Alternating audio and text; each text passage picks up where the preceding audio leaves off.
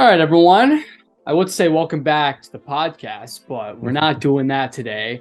YouTube video, which we haven't done in a long time.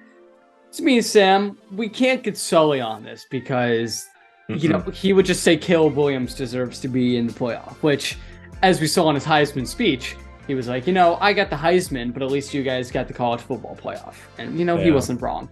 But anyway, all we wanted to do, very short video. We just wanted to do our college football playoff predictions. 3 games, 4 teams. It's gonna be super short. Let's just get into it. Well, before we get into it, I want to ask you this: do you believe the committee got the top 4 teams correct? Yes, I do. You do? Yes. TCU. I know we talk about Alabama potentially being a better team than TCU, but the resume was better. They had better wins. You got to put TCU in there than Ohio State. Again, the resume is just better. You lose to a team that was in the college football playoff in Michigan. I think they got it right. Do you agree? After USC lost to Utah, yes, I do agree. If USC beat Utah, I think USC should have been in. I agree.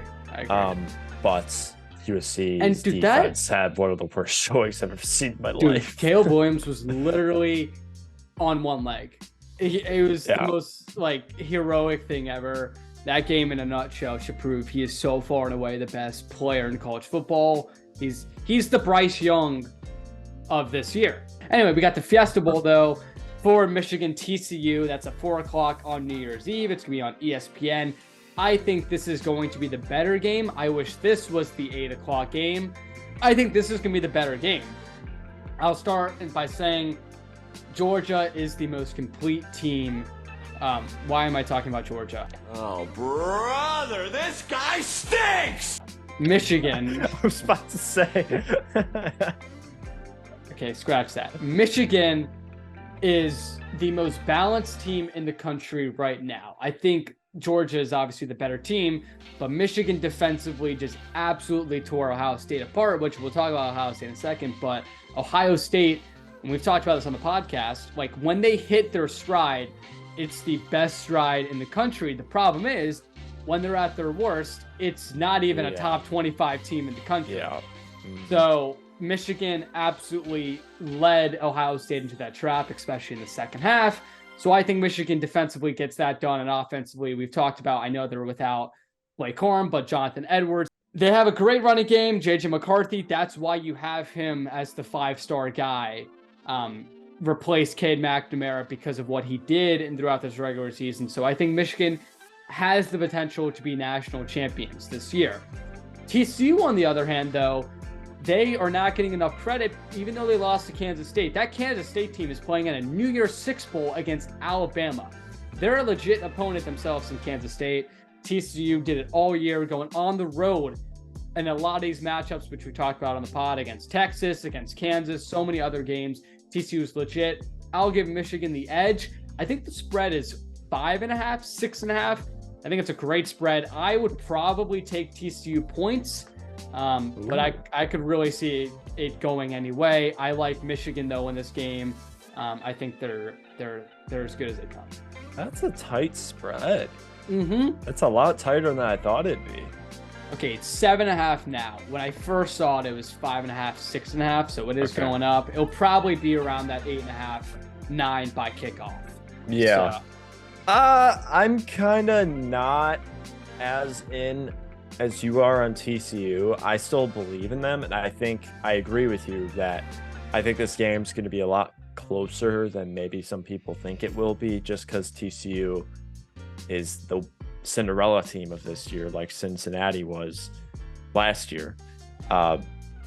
We've got Michigan, and Michigan, like you said, is the balanced attack that they enforce. And we saw kind of TCU kind of hit the brakes a little bit offensively against Kansas State in that game. Obviously, they made the comeback near the end, but they couldn't pull it off. And unfortunately, I just kind of see a similar thing playing out in this game where they're going to get overwhelmed by Michigan's defense, ultimately go down big early, and then try and mount a comeback, but I don't think it'll be enough. I mean, I picked Michigan last year to win the title, and obviously that didn't happen. But I still think they are the better team. And if they had ended up facing Ohio State, I would have picked Michigan in that game too. We saw how good they are when they went up against Ohio State University. They absolutely dismantled that team. And Ohio State's been the most overrated program in college sports for a long time now. And people are now starting to realize it. But I'm going with Michigan. I think they cover. So Yeah, I've just been so impressed with Jim Harbaugh. I really think Jim Harbaugh to the Colts is going to make a lot of noise in the upcoming offseason. I could see that. I think he's going to get a lot of NFL buzz. We'll see if he takes it. If they win the national championship, I can't really see it happening, especially because you go to the semis. But if they lose to TCU, I really think the phone calls are going to start coming, and I think he's going to intrigue that interest. So, but I'm excited to have like the whole offseason coaching buzz. I mean, there was a lot of buzz that he was going to be a Viking last offseason, and that ended up not happening. But I think sooner rather than later, he will take another NFL job if the right team offers him enough money. Right. And Jim Irsay, if Eddie Yoder's going to do it, it's fucking Jim Irsay. Yeah. But yeah, Michigan, you're on top here. Next game we got is Georgia, Ohio State. That game is the Peach Bowl. It's at 8 p.m. I think me and you are going to have the same opinion on this. Georgia is so much better than Ohio State. Let me look at the spread in that. I'm going to guess it's short. I'm going to guess it's 6.5, 7. So it's 7 points. I'm taking Georgia to cover. All day. Georgia is just... It's unbelievable. Like their 2 tight end sets with Brock Bowers and Washington is just the most unbelievable thing ever. Stetson, we talk about how he wasn't supposed to really be in that Heisman mix, but he has had a great season nonetheless. And they're just, I mean, defensively, they lose all the production last year, and they arguably have the best player in the draft still on their team in Jalen Carter, which Jalen Carter is so far and away my favorite prospect in this upcoming draft. If it wasn't for Bryce Young, and I mean, we both know how much we love Bryce Young, Jalen Carter, I would be vouching for this guy to be the number 1 pick. A defensive lineman going 1 overall. When is the last time that's happened? This Ohio State team, you obviously, it sucks that you didn't have a full JSN the whole year. If he was healthy, he's the difference maker in this team, and he's the difference maker in this game. We saw against Michigan just how reliant they are on him, how reliant they are on Marvin Harrison. They need these guys to get going early, and Michigan in their secondary was able to shut it down super easily. And on the flip side with Michigan, their wide receivers were able to get production early, and the cornerbacks just were not able to handle with the speed, physicality that Michigan presents, which I think Michigan, in that sense, we talk about, they're more physical, faster than really any team in the country, maybe except for Georgia, which is why they're 1-2. Georgia, I think, is going to run away with this game. Kirby Smart, I think we need to start having the combo of best college coach right now. I know Saban for the last however many years, but you look at the last couple years, I mean, he's outplayed Nick Saban last year in the national championship, and he did it all this year in SEC play. If that continues, Kirby Smart is just going to build a dynasty there in Georgia. Yeah, I think Georgia has next. I'm being very serious about that. And once they get that 5-star quarterback recruit or that one transfer, they're going to skyrocket. Like, Georgia lost. Let me put this in perspective. Georgia lost 15 players to the draft. Those are their best 15 players. That's not even including players that just lost eligibility. They lost Travon Walker, who was the first overall pick. Jordan Davis, who was an absolute force. Devontae Wyatt, who is a force. They lost their entire starting linebacking group.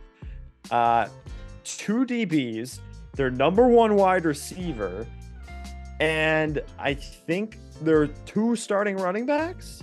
And then probably some other guys, like some offensive linemen. I know they lost Slayer, and they probably lost someone else. But God, Georgia's so good. I know. It's like Alabama.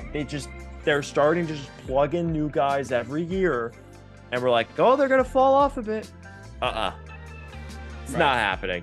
I am in agreement with you. I think Kirby Smart is gonna start taking over the college football scene, and I'm not saying Saban's gone. Saban's still gonna be there, but Georgia's the new thing. I'm with you on that. But I think they wiped the floor with Ohio State. We haven't really talked about Ohio State much, but their team completely reflects their quarterback.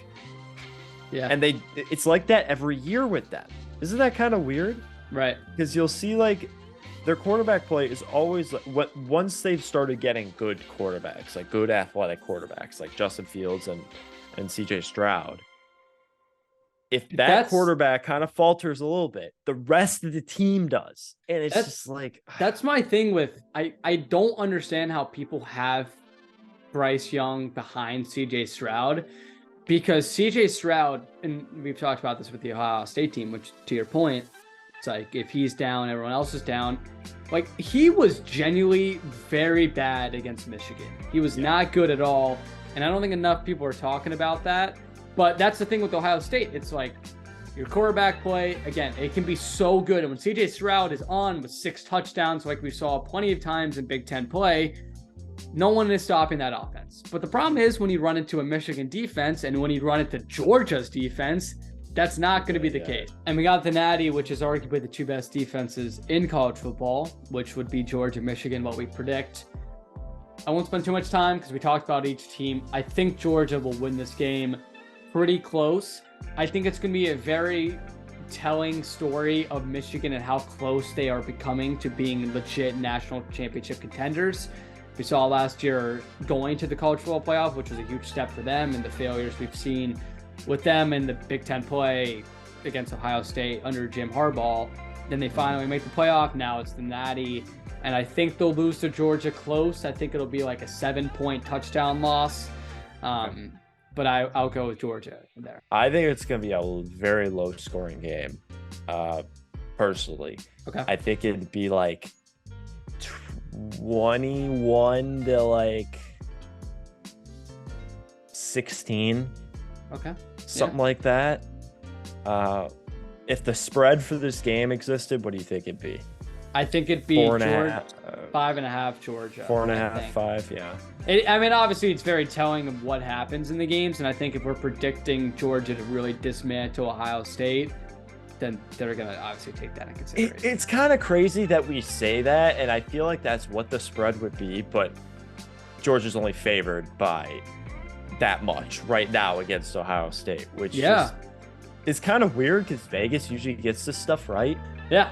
Those are the predictions. Anything else you want to add? Nothing much. Just hoping for an exciting college football playoff and not 2 blowouts, which I kind of expect for the first 2 bowl games. Yeah, we'll see. Thank you guys for tuning in. We'll see what happens. We'll see how accurate these are. But until next time, we'll see you guys later.